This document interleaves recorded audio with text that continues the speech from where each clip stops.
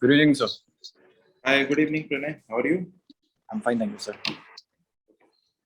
So this is a snap interview regarding what? For what you are preparing? Sir, I'm preparing for this WPSC Assistant Engineer's post. So I have an interview on 17th of August. So I'm Your preparing for that. interview 17th of August. Okay. Okay, Pranay. So let's start this. So firstly, briefly explain to me something about yourself. Describe yourself. Sure, sir. So my name is Pranay Rai, and I belong to a village called Bagrakut. It is in the district of Jalpaiguri. And my mother is a principal of a small school in my village itself. And I also have a younger sister. Coming to my academics, after my schooling, sir, I got the opportunity to pursue civil engineering from Sikkim Manipal Institute of Technology. And while I was in my college, sir, I was also part of the civil department's student council. And after that, sir, I pursued my master's in structural engineering in NIT Silchar. And my hobby is to play guitar. And during my college days also, sir, I took part in various cultural fest and cultural activities also, sir. So in which year did you graduate? Your BTech was completed in which year? So I completed my BTech in 2017 and my master's in 2019. Sir. So what was your aim for doing masters? Why you did masters when you are applying for WBPSC AE post? So what was the aim? Sir, actually, I wanted to gain some more knowledge. I wanted to specialize in a certain subject because civil engineering is a very vast subject. So because we have transportation, structures, and environment and everything. So before plunging into this, my field work, I wanted to do specialization in a subject before that. Okay. So I wanted to do masters for that. So you completed your master's in 2019, right? Yes, sir. Yes, sir. So what were you doing in like 1 or 2 years? Sir, actually, after my master's, sir, I thought to set and look for various opportunities to work for good opportunities. So when this uh, advertisement came about, it came about in about the early months of 2020. So I thought this is a good opportunity for me to really get into a good job. So I started preparing for this West Bengal assistant engineer's job. And so apart from my technical life, sir, because I already told you that my mother is a principal of a small school, sir. And during this pandemic, sir, it was very difficult for the school, sir, to really go into online. So I was helping her also. So these are the two things that I was doing. That's good. What you have done in your master's thesis? So in my master's thesis, actually, I have done non-linear static analysis of a PSC box girder bridge. Can you just repeat that again? Non-linear? So non-linear static analysis, pushover analysis of a box girder bridge, sir. Pre-stress box girder bridge. Pre-stress box girder bridge. Oh. Okay. So can you tell me which preferences you have filled, like PWD, PhD, what preference you have filled first? So PWD, sir. PWD, then? Sir, then I have in mind to pick PHE, sir, public health. Okay. All right.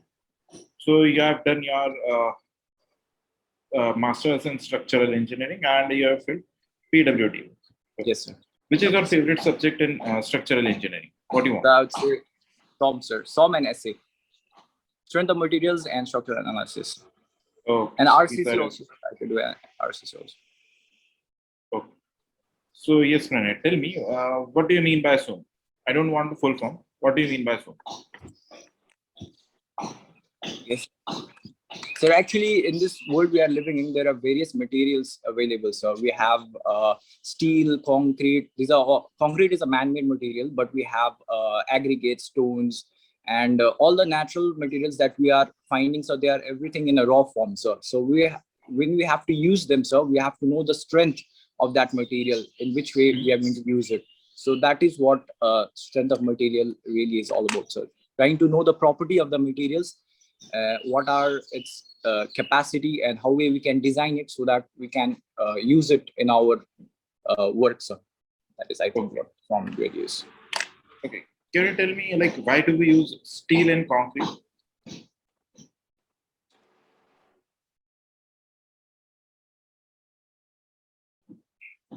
Hello. Hello. Aggregates and sand, Yes. and we have water. Sorry, sir. Can you repeat that again? Actually, you were stuck. Your video was stuck. I couldn't hear it. Okay, sir.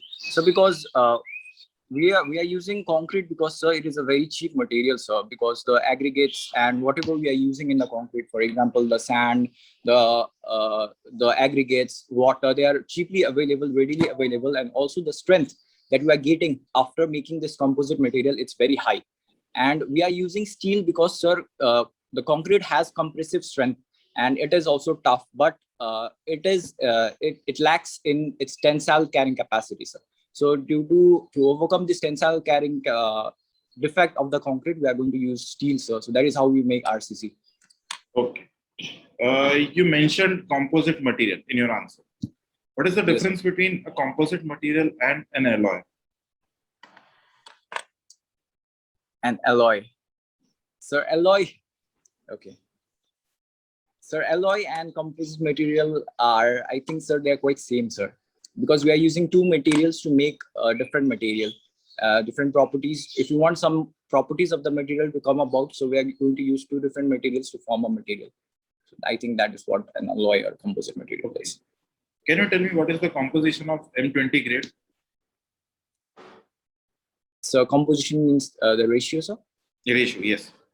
So it is cement sand is to aggregate 1:1.5:3, sir. Okay. So is it design mix or is it nominal mix? So it is nominal mix, sir. Up till M20, we have nominal mix. Okay, design mix starts from there. So M25 grade. Which code do we use? So IS 10262, sir. 10262. Okay, I'm going to ask you something very interesting. Have you done a concrete compression test? Yes, sir. Okay, have you performed it or you have studied that? Sir, in my BTech, we have performed it, sir, in Universal Text Machine. What is the cube test that we use? Sorry, sir. What is the cube size that we use? Cube size. Sir, if the nominal size of the aggregate is less than 20 mm, then we can use 10 centimeter cube size. And if it is more than 20 mm, then we can use 15 centimeter cube size. Okay, got it. That's okay. What is the curing period? The curing period is, sir, 28 days. 28 days is the curing period, sir. Okay, why do we take 28 days only? Why not Because 30 days? At 28 days, we get the full strength of the concrete. That is FCK, sir. The characteristic compressive strength. At 28 days, we get the full strength, sir. It is like FCK value, we can get it. Okay. Why do we use stirrups? Sir, stirrups in beams, sir. Okay. In beams. Okay. Sir, stirrups are basically, sir, shear. Basically, they take up the shear loads of the beams, sir. Basically, they are there for the shear loads, and also, sir, they are there for so that when we place the reinforcement, sir, it will hold the reinforcement in place before we place the concrete, and it will not let the beam to fail in a brittle way, sir. It will hold the beam so that the failure will be ductile, sir. So these are the things why we provide a stirrup, sir. So it provides protection against what? Shear, diagonal sir, compression, shear. Diagonal tension, or shear? So actually, it's diagonal tension, sir, what we have, because in 45 degrees angle, it is going to fail, sir. And diagonal compression happens if there is high shear stress in a beam and our shear stirrups reinforcement is also very high, then my stirrups are not going to fail, but my concrete is going to fail. So that is what diagonal compression is, sir. So basically for diagonal tension, we provide stirrups, sir. How do we save against diagonal compression? So we need to limit the reinforcements for the stirrups, sir. We have. Why pre-stressed concrete? Give me the advantages of pre-stressed concrete over traditional RCC. Sure, sir. So pre-stressed concrete helps us to make very slender slender members, sir. Very slender members. It helps us to make very slender members over RCC. And because we are using here, sir, the steel that we are using here in tendons and in rods, it actually it actually helps to overcome the tensile carrying defect that the concrete has. So there is lesser deflection in the pre-stress and pre-stress concrete, and because we can fabricate it in the laboratory also or in the field also, sir, it is more optimized. That's what I would say. So when we say pre-stressed concrete, okay, we are saying pre-stressed concrete. So what actually is pre-stressed? Steel or concrete?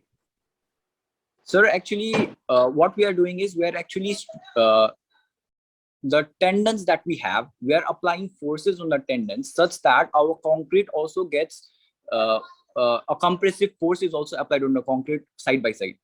For example, if I in my pre-tensioning, sir, what I'm doing is I'm going to apply tension force in my steel.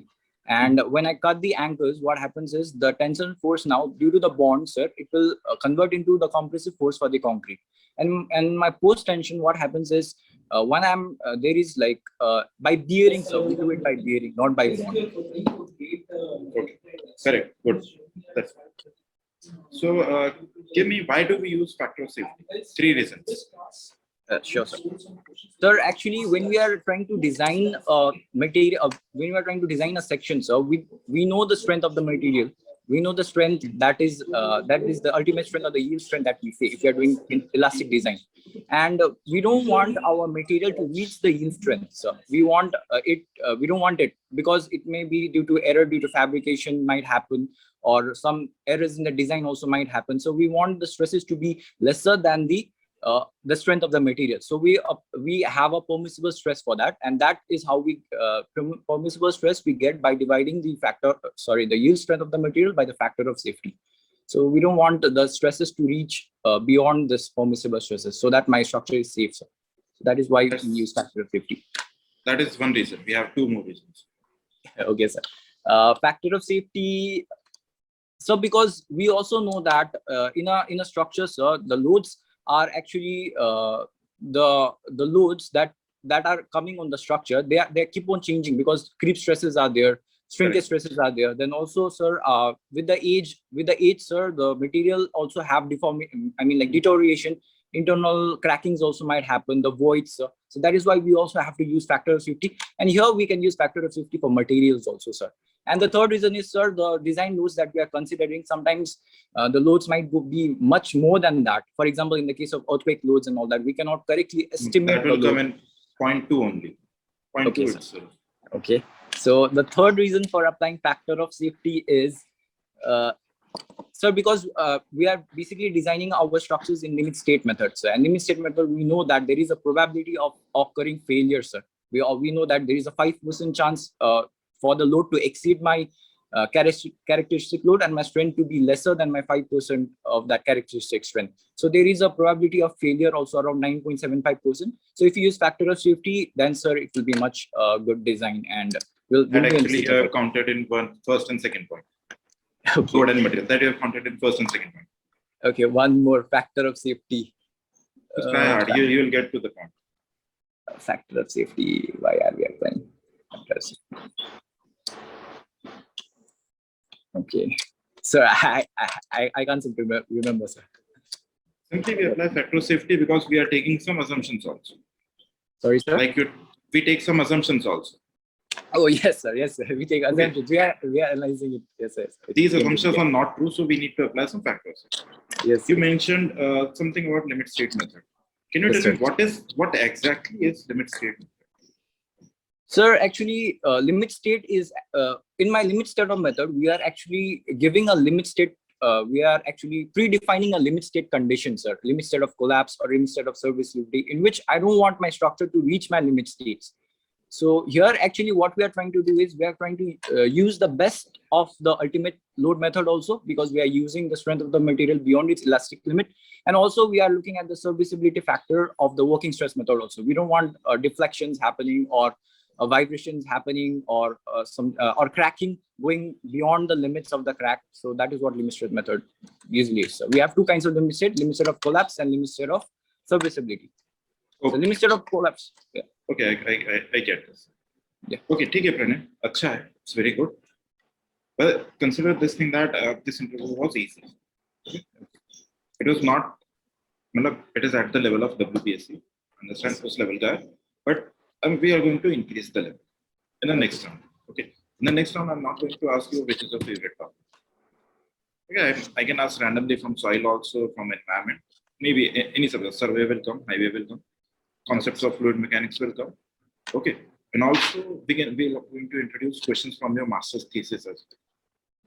Okay, plus what you have done in your BTech project or BTech training, that will be asked. Or basically what we can do is just let's go step by step.